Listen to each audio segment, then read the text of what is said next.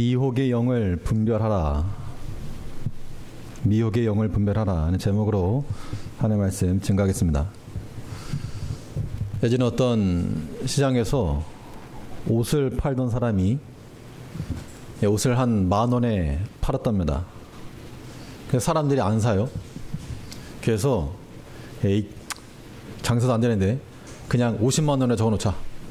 50만 원이나 적어놨더니 팔리더랍니다. 똑같은 옷인데 10,000원짜리 해놨을 때는 보도 않더니 50만 원이라고 적어놓으니까 사람들이 저거 대단한가 보다. 가격만 보고 판단하다 보니까 상술에 넘어간 겁니다.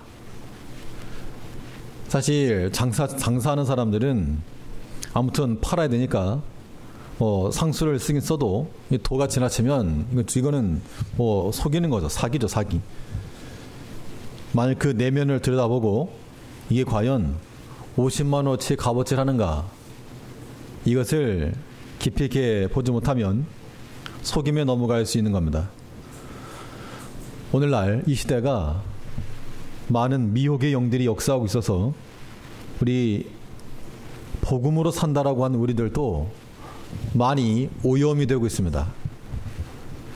그래서 우리가 복을 받는다 할 때 이 복이라고 하는 것에 대해서도 하나님을 바로 섬기고 오늘 찬송한 것처럼 오해받아도 그냥 감사하며 사는 게 행복이라고 말은 그렇게 하는데 실제로 그렇게 세상 살에 어떻게 그렇게 사느냐 이렇게 말하는 것 자체가 우리가 바른 신앙들이 다 물들었다 오염되었다는 겁니다. 어떻게 예수만 믿고 사느냐, 어떻게 성경만 보고 사느냐. 우리가 이 잘못된 것들을 접하다 보면 처음에는 잘못된 것으로 생각하지만 이 점점 익숙해지면 이게 거부감을 사라진다는 겁니다. 그거 자체가 이제 오염이 되고 있는 실정이죠. 어떤 정치인이 동성애에 대해서 반대 의견을 표력했습니다. 나는 정치적으로 그러하고 개인적으로도 반대한다. 그 사람이 개인의 됨됨이는 모르나 아무튼 그러한 말 자체가 굉장히 반가웠는데 퀴어 축제래. 퀴어 축제. 축제는 무슨 퀴어 축제라고 말하면서 난잡한 거죠. 난잡한 거.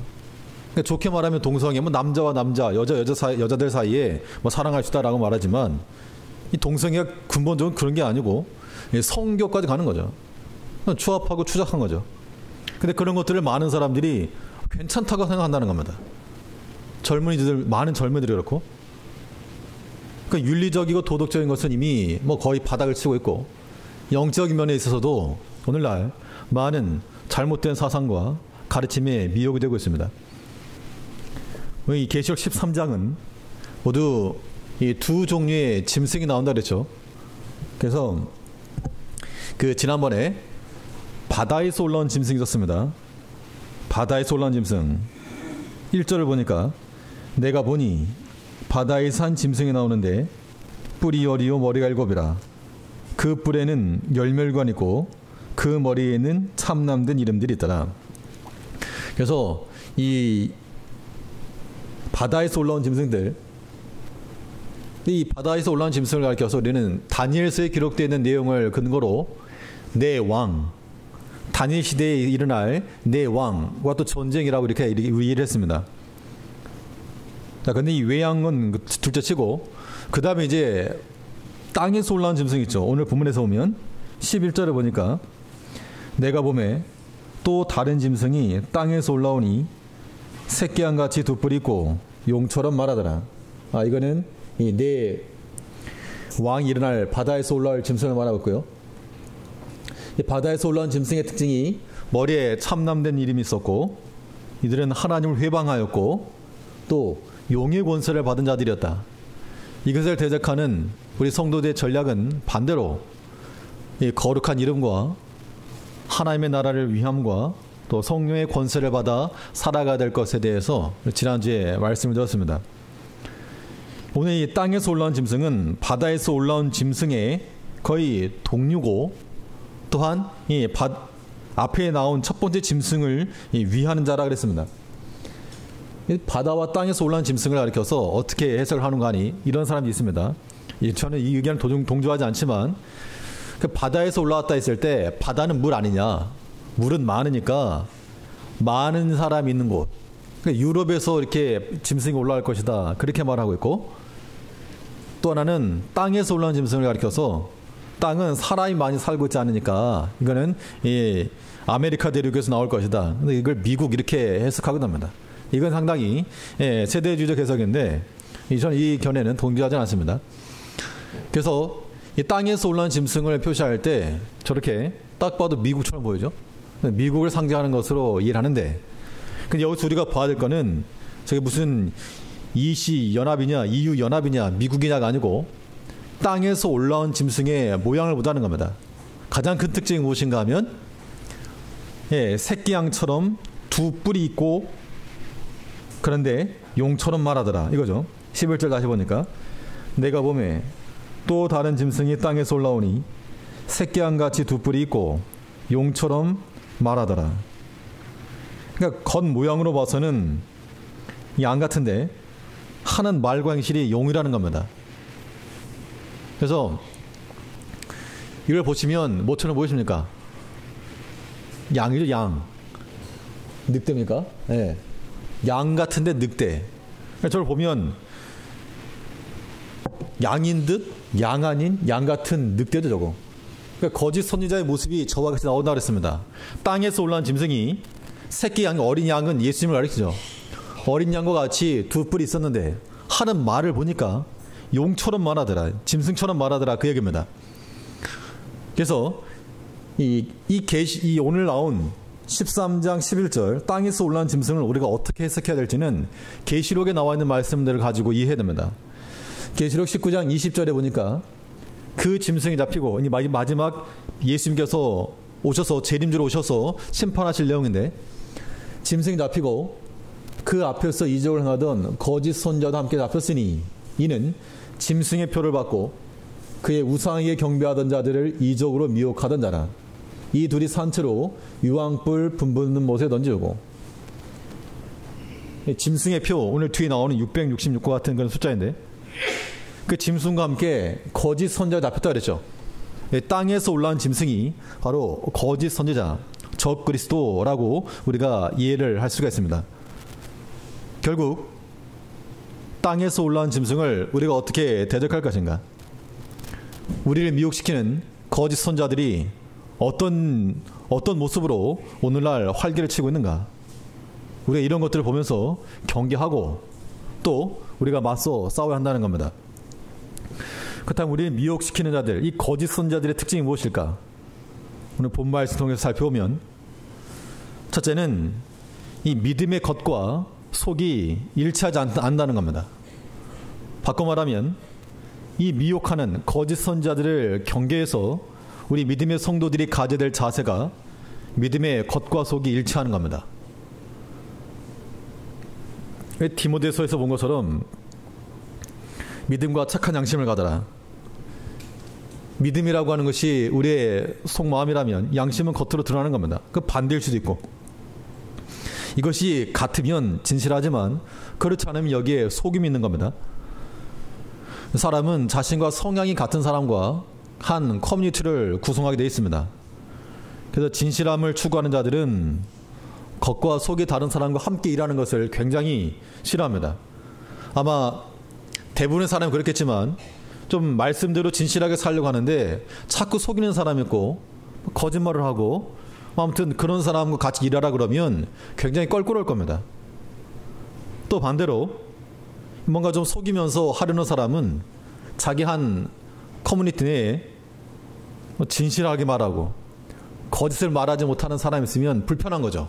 왜냐하면 자기들 마음대로 못하니까. 결국 우리가 이 거짓된 영에 미혹받는다는 것은 우리가 성결한 영의 인도를 받지 못하는 그 증거되는 겁니다. 이 거짓 교사들의 가장 큰 특징이 무엇인가? 바로 자기를 속이고 포장하는 데 있다 그랬죠. 우리 11절 다시 보면 내가 보매 또 다른 짐승이 땅에서 올라오니 새끼양같이 두 뿔이 있고 용처럼 말하더라. 우리 겉모습만 보고 판단할 수 없다는 겁니다. 우리 겉과 속의 일치가 일어나야 되겠는데 이게 진짜 우리 자신의 모습 같더라고요. 양의 탈을 쓴 늑대 같은 겁니다. 겉으로는 다 온순하고 온유한데 어디서 그런 사나움이 나타나는지 그게 우리의 본성인 거죠.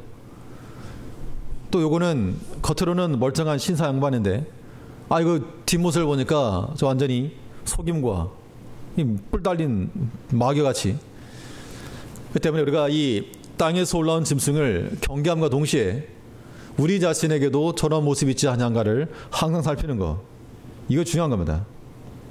1차적으로 우리 자신의 모습은 어떠한가? 저 거짓 선자들과 완전 다른가? 아니면 비슷한 모습이 있는가? 비슷한 면이 있으면 이 거짓 선자들이 같은 편인 줄 알고 다가온다는 겁니다. 우리가 분별력 있게 분별하여서 우리의 신앙의 겉과 속을 일치시키고 우리가 말하는 것이 새끼 어린 양과 같은 모습이라면 우리의 말하는 것과 행동하는 것도 어린 양과 같은 그런 말과 행실이 나타나야 되겠습니다. 오늘 이 시대가 이 거짓 선지자 그랬을 때, 그러니까 오늘날 우리가 이 땅에서 올라온 짐승을 경계한다는 것은 오늘날 이 거짓 선지자들을 경계하는 것인데, 우리가 많은 이단들을 말하고 있습니다. 근데 그 이단들이 어떤 특징을 갖는가 하면 오늘날 이 미디어를 완전 점령을 하고 있습니다. 특히 이 신천지 같은 데에서 하늘팟이라고, 팟캐스트 같은 하늘팟이라고 이것을 만들어가지고 보면 상당히 캐릭터가 귀여운 캐릭터입니다. 작아서 안 보일지 모르지만 저 하늘팟 밑에 왼쪽에 보면 카카오 프렌즈 같은 그런 거 해놓고 누구나도 보면 재밌어요. 또 요즘 그 예능 프로 같은 그런 걸 빌려가지고 그런 걸 만들어 놓은 겁니다. 지금 저 고양이가 있는데요. 저는 신천지 교회를 다니고 있습니다. 대놓고 신천지 교회를 다니고 있습니다. 라고 말하면서 사람들이 신천지가 잘못되었다 그러잖아요. 그런 것들을 또 하나하나 반박하는 겁니다. 신천지 다니면 가출한다고? 나 가출 안 했는데? 뭐 신천지 하면 뭐 한다고? 나 아닌데? 라고 말하면서 저걸 보는 사람들은 그래? 그거 위험한 거 아닌가 보네? 사람들이 신천지 위험하다 그러는데 실상은 아닌가 보네? 이렇게 말하기 쉽다는 겁니다. 이런 게 다 미혹하는 거죠. 우리가 이 사람들이 말하는 교리들 내용을 보게 되면 뻔히 잘못되었으면 우리가 다 알고 있습니다. 근데 이게 외명으로 포장을 하고 있네요. 포장. 여기는 그 서현역 분당에 보면 서현역이 있는데 서현역 앞입니다. 앞에서 지금 젊은 친구들이 플래시몹을 하고 있는데, 그러니까 몇 명이 나가지고 춤추면 음악에 맞춰 춤을 추는데요. 또 덩달아 같이 나와서 춤을 추는 겁니다.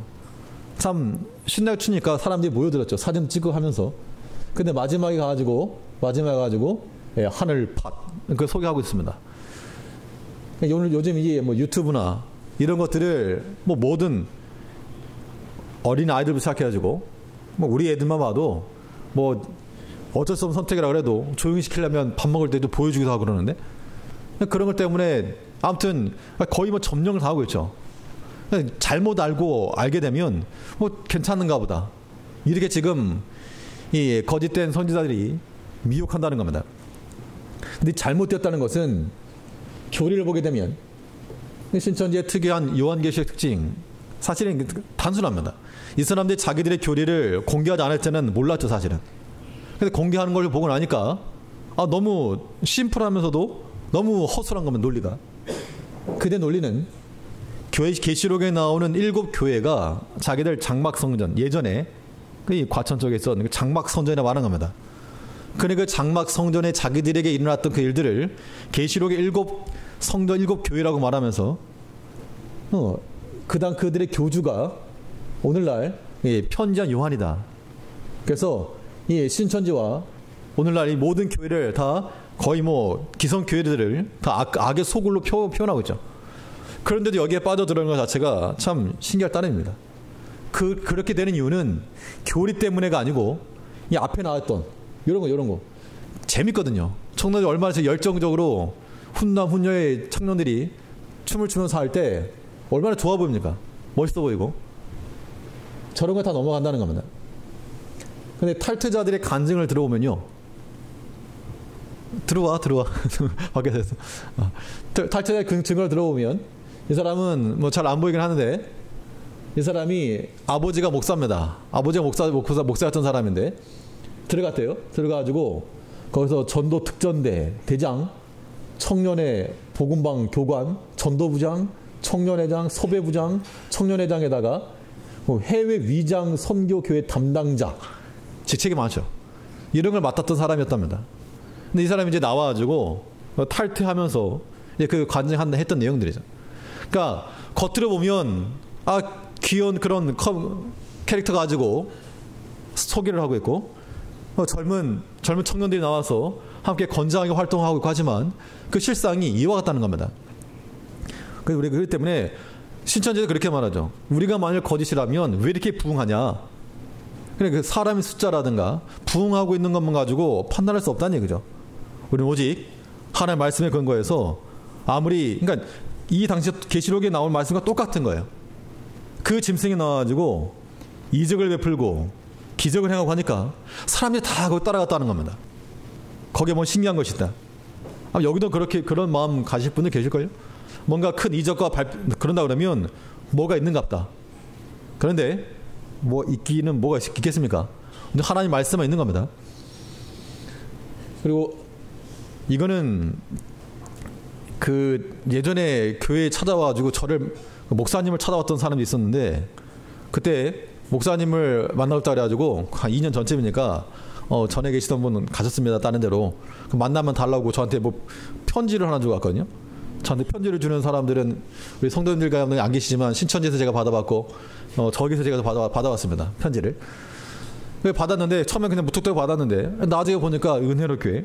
이름은 참 좋은 교회죠. 은혜롭 교회. 근데 이게 얼마 전에 그 뉴스에 나오고 아마 그것이 알고 싶다 거기 나왔던 건데요. 저 앞에 있는 저 사람이 피지가 지상낙원이라 말하면서 교인들을 선동해서 끄 때려가는 겁니다.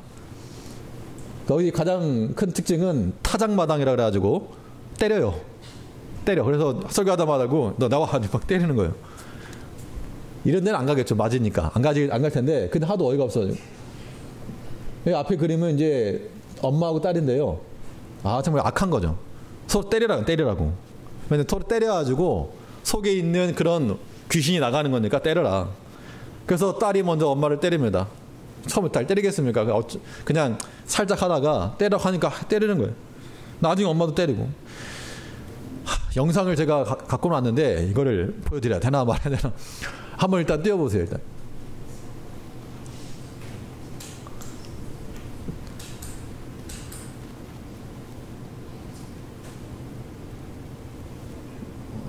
보다 불편하면 제가 그냥 꺼버리겠습니다. 이 도중에 이제 한 사람 걸린 거 나오라고. 그래서 이게 지금 이제 설교 중에 그렇게 하는 거죠. 옆에 이제 가위를 지금 달라 그러는 가위 가지고 지금 머리 그냥 싹둑 밀어버리는 거예요. 근데 저걸 맞으면서도요, 은혜롭다 그런다니까 사람들이 눈물 흘리면서. 그러니까 당사자들이 좋다 그래요. 당사자들이 우리가 여기 보면서 왜 저렇게 사냐 그랬는데도 자기들이 은혜롭다는 겁니다. 그러면서 저 교주에 대해서도 거의 뭐 상상 이하죠. 그렇죠. 미친 거 맞습니다. 미친 거죠. 그래도.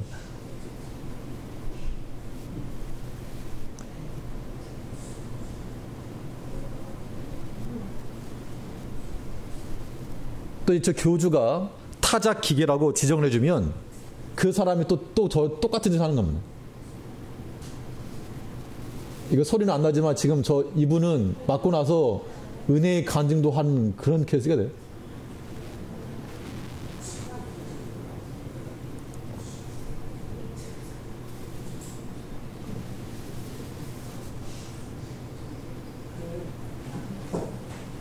욕을 너무 많이 합니다.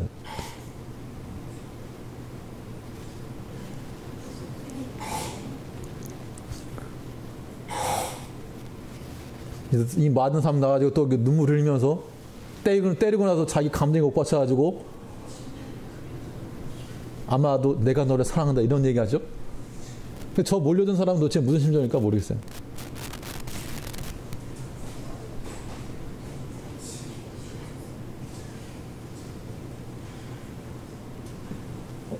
근데 저 사람은 너무 당당한 거예요. 난 잘못 없다. 성경대로 한다. 성경대로는 한다. 그렇게, 이건 폭행 아니다. 그렇게 말하거든요. 또 그 실제 피지의 피들이 이건 정말 제가 제일 속상했던 장면인데, 이제 엄마하고 딸하고 지금 딸한테 먼저 엄마 때리라고 하고, 머뭇머뭇 거리다가 살짝 손을 대죠, 이제. 어떻게 하지 하다가.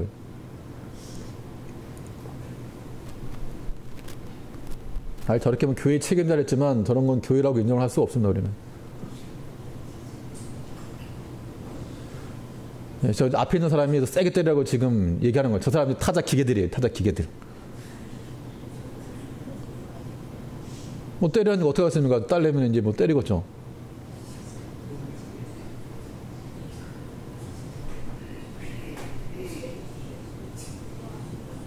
근데 엄마가 이제 또 가만히 있겠으니 엄마도 때려야죠, 딸을. 때리고 나서 제 딸아이 좀 미안한 거죠. 근데 엄마는 이제 막 인정사정 없이 때립니다, 이제. 맞은 게 분했는지.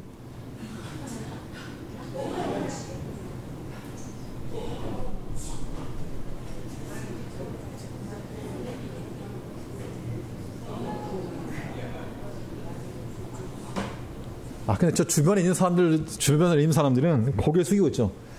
저 보면, 그냥 꺼주세요. 네. 뭐 다른 것도 당연히 많겠죠. 다른 모든 우리가 이단이라고 말하는 것들이, 그 사람들은 우리 뭐 잘못 없다, 뭐 옳다라고 말하지만 우리는 이런 것들에 미혹을 돼서 안 됩니다. 물론 이거 미혹받지 않겠지만 이 과천 쪽에 이단이 많더라고요.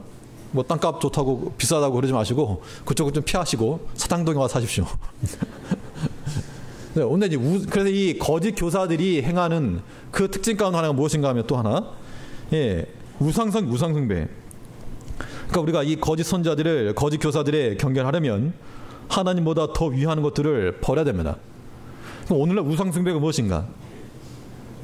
뭐 단에다가 신상을 만들어 놓고 섬기는 거, 저걸 우리 우상숭배라고 말하지 않습니다. 계시록 13장 우리 14절을 보시면, 이 짐승 앞에서 받은 바 이적을 행함으로 땅에 거하는 자들을 미혹하며 땅에 거하는 자들에게 이르기를 칼에 상하였다가 살아난 짐승을 위하여 우상을 만들라 하더라. 땅에서 나온 짐승이 앞에 나왔던 그 짐승들을 위해서 우상을 만들어라. 누구를 미혹하는가 하면, 붉은색으로 표시를 해놓은 거 보면 땅에 거하는 자들. 뭐 사람이 땅에 거하죠, 당연히. 근데 우리가 앞에서 본 것처럼 하늘에서 이 짐승이 하늘에서 내어 쫓겼다 그랬죠. 하늘에 내어 쫓겨가지고 있을 곳이 없더라. 그러니까 이 악한 자, 용이라고 하는 것이 짐승과 바다에서 올라온 짐승과 또 땅에서 올라온 짐승이 하늘에서 쫓겨난 그 용의 뭐 하수급들인데, 우리 앞에 요한계시록 12장 7절을 보시면 12장 7절에서 하늘 전쟁이 있으니 미갈과 그의 사자들이 용으로 더불어 싸울세 영과 그의 사자들도 싸우나 이기지 못하여 다시 하늘에서 저희 있을 곳을 얻지 못하니라. 그러니까 지금 이 12장과 13장에서 하늘에서 내려 쫓긴 그 용, 또 밤에 그들이 내어 쫓겨서 이제 땅에 있는 자들, 땅에 거하는 자들은 미혹한다, 그 이야기입니다. 그러니까 우리가 이러한 거짓 교사들, 거짓에 미혹되지 않으려면 우리 마음과 우리 영혼이 하늘에 속한 자로 살아가야 되는 것이 마땅하죠. 그러면 우리는 이렇게 생각합니다. 나 우상 절대 안 섬긴다. 우상 경계 안 한다. 우리 집 제사도 안 드리고 뭐 추도 예배도 하지 않고 뭐 어디 가서 내가 무슨 목탁 두들기면서 그런 것도 안 하고 아무것도 안 한다. 근데 우리 잘 아시는 것처럼 우상이 무엇입니까? 성경은 하나님보다 더 사랑하는 것, 그걸 우상이라고 그랬죠.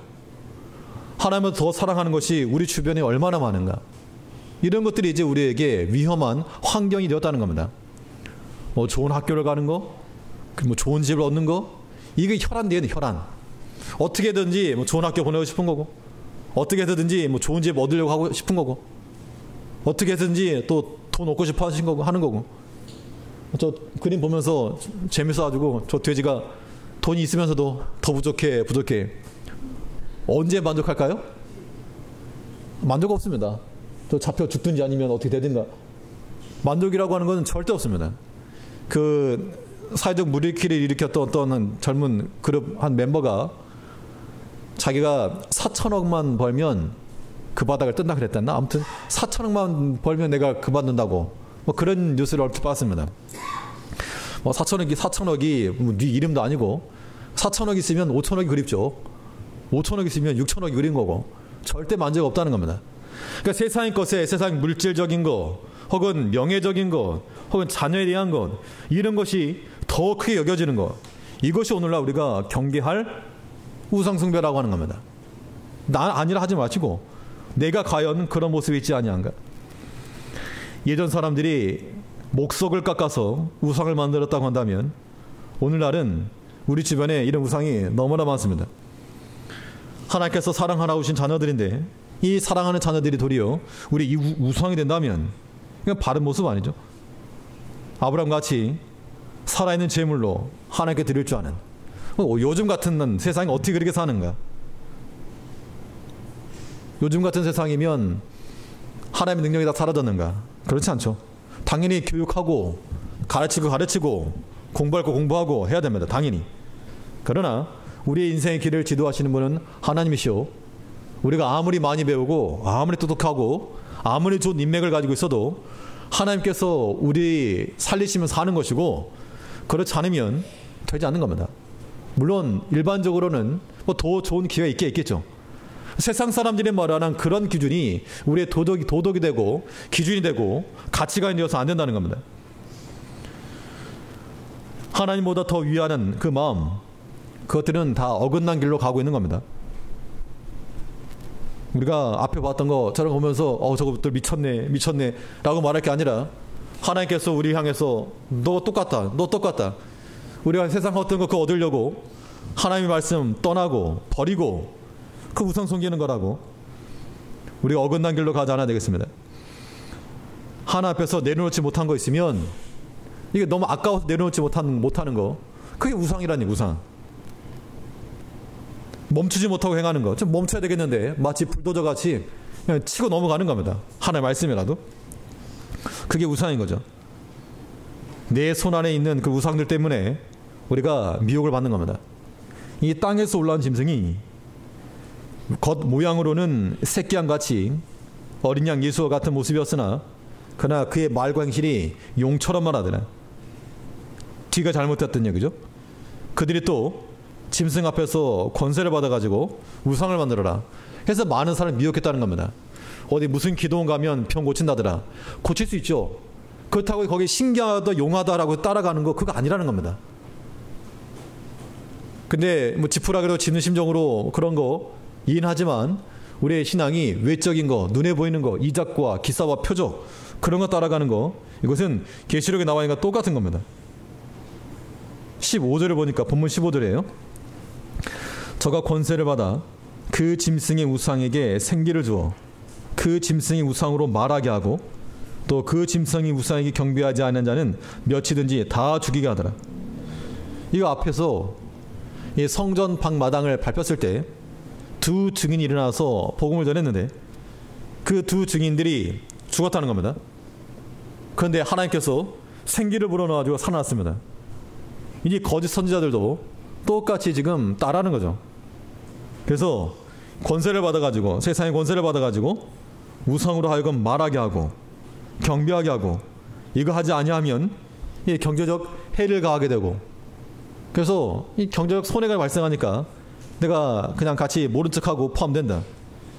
현실적 타협이라고 하는 것도 우리가 경계할 우상 숭배라고 하는 겁니다.